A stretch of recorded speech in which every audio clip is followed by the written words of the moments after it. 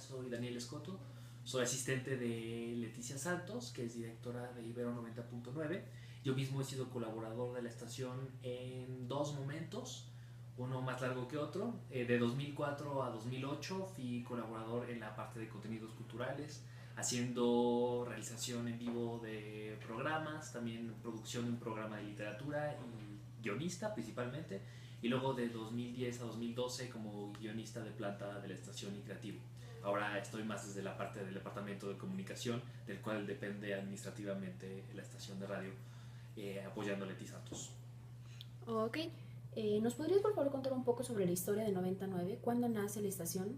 La estación tiene un antecedentes desde antes de 2003, que es la fecha en la que nace como 90.9 FM. Ya en la Ibero, desde su carrera de comunicación, se habían hecho muchas prácticas y experimentación radiofónica.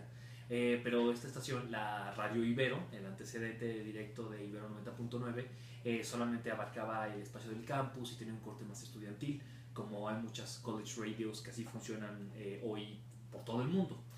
Sin embargo, nace en marzo de 2003 ya como una estación como la conocemos hoy en la frecuencia modulada en el 90.9, inaugurada por Vicente Fox, entonces presidente de la República, con una primera transmisión, me parece, conducida por Julia Palacios y Jacobo Saludowski. Y bueno, en este estado incipiente inicial de la estación tenía muy poquitos colaboradores, quizá una docena o menos, pero ya más o menos con una programación ecléctica, pero ya desde ese entonces perfilándose hacia el rock alternativo y sus híbridos o sus ramificaciones, así queremos llamarlo, y poco a poco empezando a generar contenidos de diferentes tipos dentro de un modelo de estación desde una institución privada permisionada, es decir, con un cariz público de servicio, pero también concentrada en la música contemporánea popular, ¿no? Que puede ser uno de los nombres del rock alternativo. Así es como nace. Ok, entonces, ¿cómo dirías tú que nace? ¿Por qué nace 99? Nace como una posibilidad dentro de la universidad para la creatividad, en este caso basada, aunque no exclusiva, de la licenciatura en comunicación y del departamento de comunicación.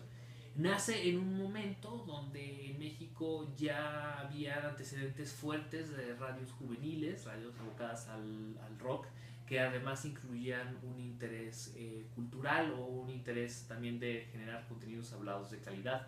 Ya había existido un Rock 101, ya había existido WFM, ya estaba, todavía existía Radioactivo, ya eran sus últimos meses o su último año.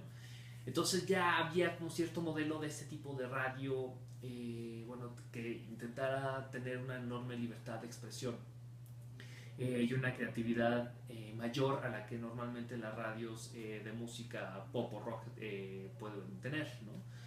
Nace, tiene un relanzamiento, eso es importante decirlo, me parece en 2004, con el eslogan Territorio Sonoro, con una campaña de piezas artísticas muy estéticas en las cuales incitaban al radio escucha a, bueno, apreciar los entornos sonoros que nos rodean, o por ejemplo había uno de esas cápsulas nos pedía que escucháramos un minuto de un campo de girasoles girando y rotando sus pétalos hacia el sol, ¿no? Entonces escuchábamos una especie de sonidos como unos zumbidos rarísimos.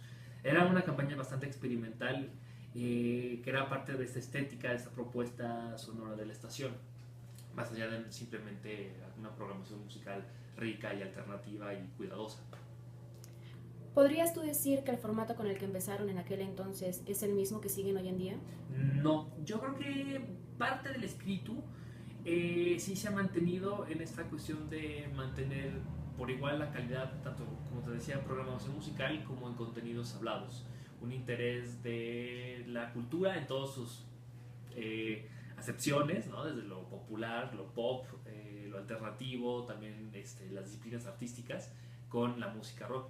Sin embargo, ha ido cambiando, se ha ido transformando. Evidentemente se han afilado y se han perfeccionado sus locutores al aire, que no dejan de ser como, eh, digamos, la punta y lo más escuchado y como lo más identificable de la estación. Continúan, por supuesto, los programas de contenidos hablados, sin embargo, antes era quizá más ecléctica o plural la programación. Tenías un programa de ópera y un programa de música experimental, culta, académica, tenías un programa de arte sonoro. Ahora ya sigue una diversificación de contenidos, pero todos están más del lado de lo pop. Quizás sea menos experimental en ese sentido, es menos como heterogénea, como suelen ser las radios universitarias en el mundo, ¿no? Donde puedes tener en un mismo día primero el programa del profesor tal, que es de música clásica, y luego un programa de salsa, y luego un programa donde hablan de libros, y luego un programa de rock alternativo, pero versus metalero, etcétera, ¿no? O sea, un poco la estación estaba un poco más en esa onda en los primeros años, después ya se pudo uniformar más, aunque manteniendo sí una búsqueda de calidad y una programación que estuviera muy en estado del arte con respecto a las nuevas músicas dentro de lo que el rock no mainstream se refiere. Y entonces ahora que ya, digamos, han establecido, como mencionabas, ya se unificó todo esto de la estación, ¿quién podrían decir que es su target? ¿A quién están buscando? El target que se ha construido, los factores de identidad creados para la estación al principio era un público heterogéneo, ¿no? No había una marca, o sea, no había un objetivo específico a buscar, aunque sí, evidentemente, por la música, la juventud, lo juvenil, las diferentes capas de juventud eran naturalmente los más posibles, los escuchas más posibles, ¿no? Ahora el target que tenemos, que sabemos que está pendiente de la estación, es jóvenes A, B y C, y que me parece que incluso D, y de los 18 a los 35 años, mayoritariamente hombres, la mayoría de ellos, por supuesto, del Valle de México, que es donde la estación se escucha. ¿Buscan ustedes esto que se ha dirigido mayormente a hombres o son los resultados que no han Son los tenido? resultados que han arrojado. ¿A qué crees que se deba que sean mayormente hombres? Personalmente, esa es una pregunta que nunca me había hecho. Quizá estoy pensando. No tengo la menor idea. No, ni tengo idea la de por qué será. menor Es idea. curioso, ¿no? Te iba a preguntar, más bien me iba a preguntar a mí mismo si el hombre tiene más tendencia a escuchar música de rock alternativo, tío. Pensando en... Suena una muy buena opción, la verdad. Podría una opción, pero si vas a los conciertos, no es que sean lugares poblados exclusivamente de hombres, ¿no?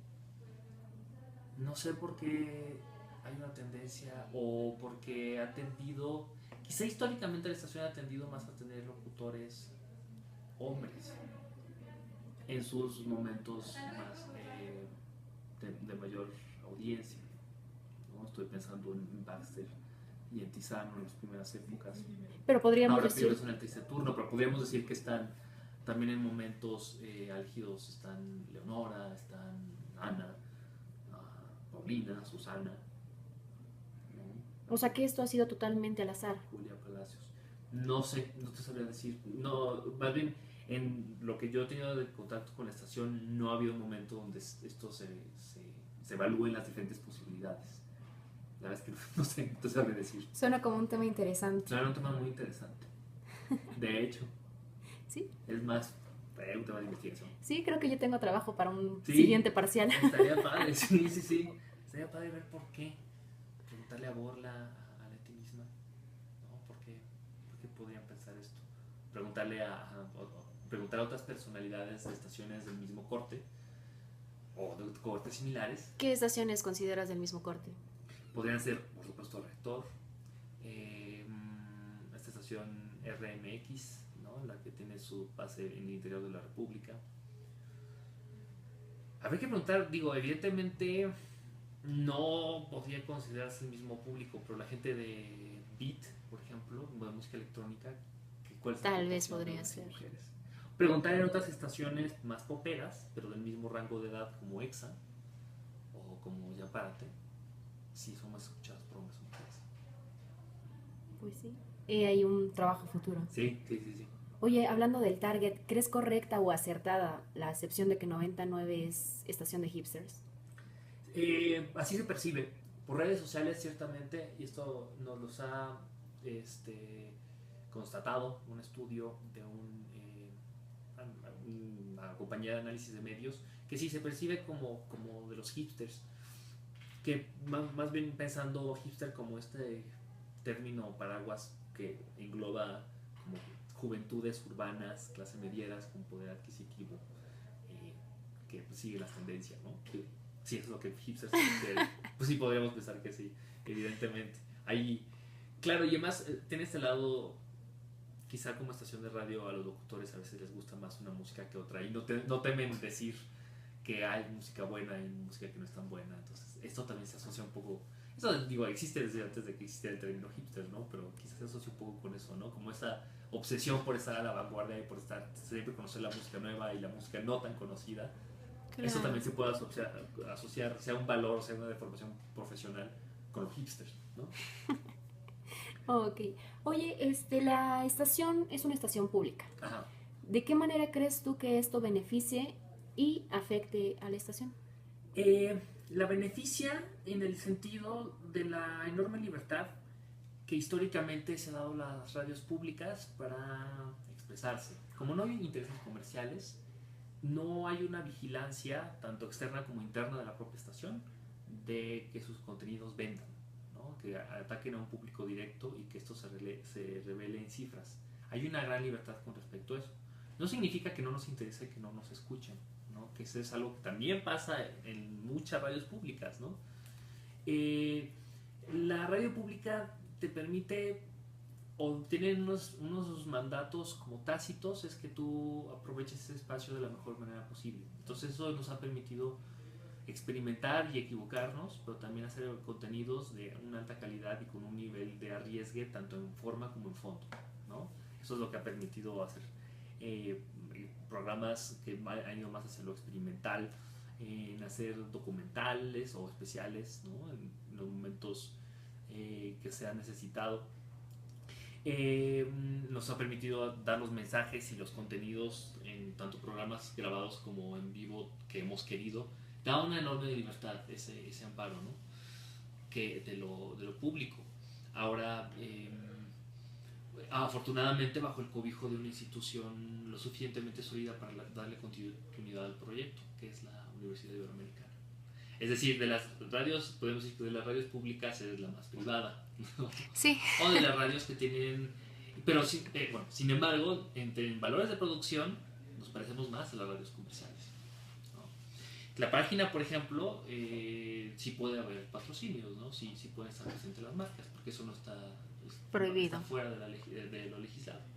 Entonces eso pues también le da un carácter más cercano a la radio comercial, ¿no? A los estándares de producción y a los ritmos, porque la radio también está hecha de ritmo, de las radios juveniles o pop, mucho más cercano a esto que las radios universitarias, como Radio UNAM o Opus, ¿no?